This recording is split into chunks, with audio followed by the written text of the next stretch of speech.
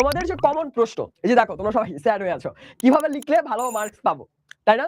ফার্স্টে আমরা সৃজনশীল লেখার জন্য কি করতে পারি সেটা আগে দেখি। সৃজনশীলের ক্ষেত্রে আমাদেরকে ভাইয়া অবশ্যই মনে রাখতে হবে, এই যে ধরো এটা তোমার খাতা, হ্যাঁ, এই যে খাতা, এটা তোমার খাতার পেজ।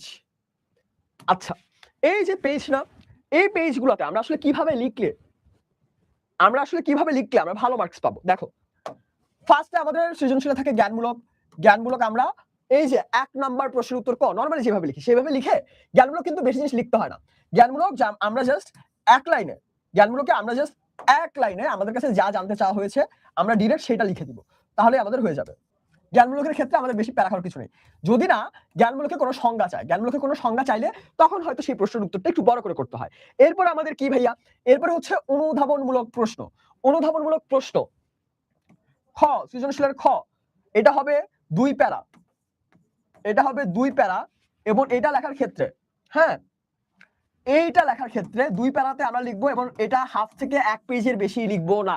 হাফ থেকে 1 পেজের বেশি আমরা এটা লিখবো না। কেমন? হাফ থেকে 1 পেজের বেশি এটা লেখার দরকার নেই। ক্ষয় আমরা অনুধাবনমূলক প্রশ্নের প্রথমে আমাদের কাছে যা প্রশ্ন করা হয়েছে সেটা ডিরেক্ট কথাটা লিখবো আমরা। যেমন বৈশ্বিক উষ্ণায়ন, এটা ধারণাটা এক লাইনে লিখে তারপরে এটা আমরা হয়তো ধরো এক্সপ্লেন করলাম যে বৈশ্বিক উষ্ণায়নে গ্রিনহাউস গ্যাস আছে, গ্রিনহাউস গ্যাস আবার কি কি আছে, এইভাবে আমরা লিখবো। কেমন গেল? এরপরে আমরা কি করবো ভাইয়া, এরপরে আমরা গ, আমাদের পরের প্রশ্ন গ লেখার ক্ষেত্রে আমরা কি মাথায় রাখবো? গ লেখার ক্ষেত্রে আমরা গয় মার্ক কত? গয় 3 মার্ক না, গয় হবে 3 প্যারা, এবং গ লেখার ক্ষেত্রে আমাদের পেজ হবে 1.5 থেকে 2 পেজ। 1.5 থেকে 2 পেজ আমরা লিখবো গ।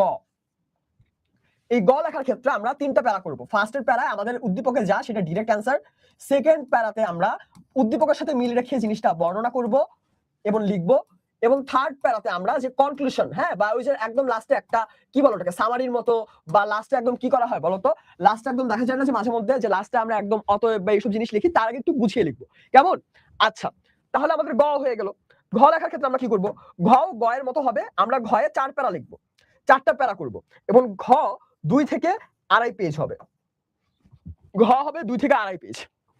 এই যে পেজ নাম্বার দেওয়া না, এটা কিন্তু খুব বাজে একটা কাজ। হ্যাঁ, এটা খুবই বাজে একটা কাজ, এটা আমি খুবই অপছন্দ করি। কারণ অনেকের হয়তো হাতের লেখা অনেক ছোট ছোট, তাদের ক্ষেত্রে পেজের সংখ্যা কম হবে। যাদের হাতের লেখা বড় বড় তাদের ক্ষেত্রে পেজের সংখ্যা বেশি হবে। এটা কিন্তু স্ট্যান্ডার্ড হাতের লেখার ক্ষেত্রে। কেমন?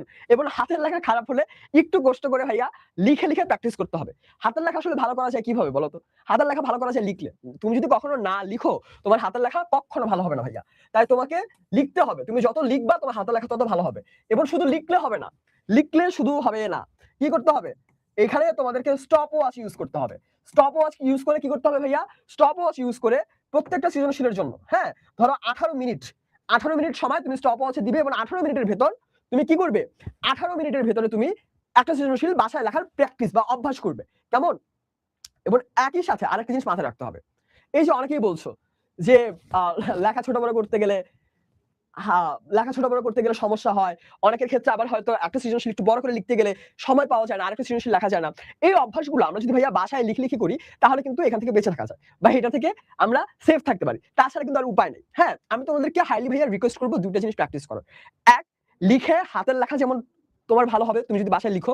2, তুমি বাসায় যত লিখবে তত দেখা যাবে যে তোমার হাতের লেখার বাইরেও আরেকটা মজার ব্যাপার হবে। কি হবে বলো তো? তোমার হাতের লেখার বাইরেও দেখা যাবে তুমি যখন লিখছো তখন কিন্তু তুমি পরীক্ষায় কতটুকু লিখবে, তুমি কতটুকু লিখলে ভালো অ্যান্সার হবে, কতটুকু লিখে তুমি কত কম কথায় ভালো জিনিস গুছিয়ে লিখতে পারবে, সেই জিনিসটা তুমি বুঝতে পারবে। কারণ আমরা ভাইয়া আসলে যতটুকু পড়ি বা যতটুকু পড়ার চেষ্টা করি, হ্যাঁ, তার 60 থেকে 70% এর বেশি আমরা যদি প্র্যাকটিস না করি, অভ্যাস না রাখি, তাহলে কিন্তু আমরা পরীক্ষার খাতায় ডেলিভার করতে পারি না।